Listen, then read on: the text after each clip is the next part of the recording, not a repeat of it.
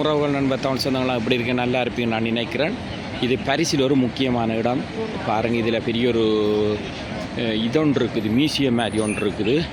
இப்போ நேரம் 9 மணி ஆகிக்கொண்டு இருக்குது. நான் இனித்தான் இந்த இடத்துக்கு போகணும். அதுக்கிடையிலேயே நல்லா இருக்குது. ஒரு சின்ன ஒரு பதிவண்டை வச்சுட்டு போகணுன்ட்டு பார்க்குறேன். பாருங்கள் இப்படி இருக்கண்டு பாருங்கள். இதில் ரேம் எல்லாம் வருகுது. அங்கால அப்படியே பார்த்திங்கன்னா ஃபுல்லாக இப்படியே இந்த இதுக்கு உள்ளால் நேராக போனால் பொபினிக்குள்ளே போகுது. ஆனால் உங்களோட பிள்ளைகள் எல்லாம் மிக கவனம். இங்கே நான் பரிசில் இன்றைக்கு முழுக்க ஒரு கல்யாண வீட்டுக்கு நான் ஏன் அப்படி சொல்கிறேன்னு கேட்டால், சைக்கிள்கள் ஓடுறதெல்லாம் கவனம். இங்கே கார்கள் விபத்துகள் எல்லாம் கணக்க நடந்து கொண்டிருக்குது வெயில் காலத்தில். சின்ன பிள்ளைகளை நீங்கள் பரிசில் இருக்கிற எங்களோட தமிழ் சொந்தங்கள் உறவுகள் பிள்ளைகளை சைக்கிளில் வெளியே விடுறதெல்லாம் கவனமாக வச்சுக்கொள்ளுங்க. ஏனெண்டா பிள்ளைகள் சரியாக போனாலும் இங்கே கார் ஓடி வாராக்கள், சைக்கிள் ஓடி வாராக்கள், மோட்டார் சைக்கிள் ஓடி வாராக்கள் ஒரு ஒழுங்கு இல்லை. அதால் மிக கவனமாக பிள்ளைகளை பார்த்துக்கொள்ளுங்க.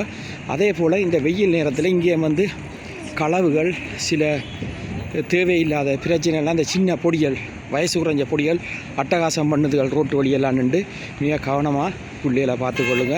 மற்றது வாங்க இப்படியே வீடியோ பாருங்கள் எப்படி இருக்குன்னு சொல்லி. வேறு லெவலில் இருக்குது இந்த இடம்.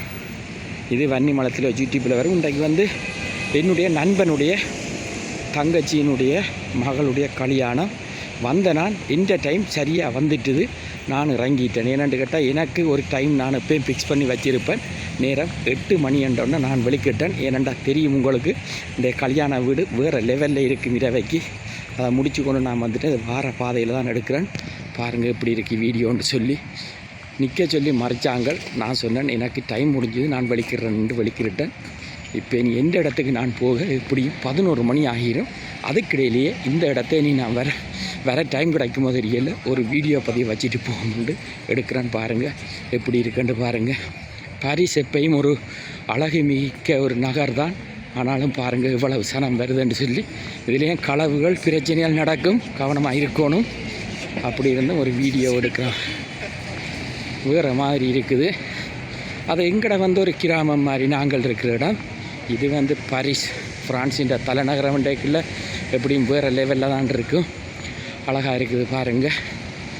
இந்த இதில் ஒரு பெரிய இது என்ன தியேட்டராக இருக்குமோன்னு நினைக்கிறேன். என்னென்னு தெரியலை எனக்கு. இல்லை பெரிய ரெஸ்டாரண்ட்டு தெரியலை. பாருங்கள் எப்படி இருக்குண்டு. இதுலேயும் ஒரு ரெஸ்டாரண்ட் இருக்குது பாருங்கள் எப்படி இருக்குண்டு. அப்படியே பார்த்து கொண்டு வாங்க.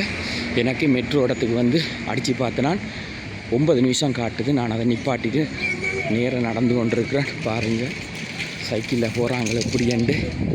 பாருங்கள் இப்படி இருக்குது ரெஸ்டாரண்ட்டுகள் எல்லாம் உண்டு. இங்கே இருக்கிற ஆட்கள் பார்க்குறத விட வேறு நாடுகளில் இருக்கிற என்னுடைய உறவுகள், நண்பர்கள், தமிழ் சொந்தங்களுக்காகத்தான் இந்த பதிவுகளை வைக்கிறேன்னா. பாருங்கள் இப்படி இருக்குன்னு சொல்லி வேறு மாதிரி இருக்குது. பாருங்கள் இந்த பெரிய பஸ், டூரிஸ்ட் பஸ் பாருங்க. சைக்கிளுக்கு ரோட்டு போட்டிருக்கு. ஆனால் அவங்க குறுக்குத்தனமாக தான் வராங்க. எப்படி இருக்குன்னு உண்மையிலேயே கல்யாண வீடு வேறு லெவலில் இருந்தது. நானும் முடிஞ்ச வரை ஹெல்ப் பண்ணி, முடிஞ்ச வரை என்னால் முடிஞ்ச சப்போர்ட்டை கொடுத்துட்டு போயிட்டு வரணுன்னு சொல்லிட்டு வெளிக்கிட்டேன். வாங்க இவ்வளவும் போதும். இன்னும் ஒரு வீடியோவில் சந்திப்போம்.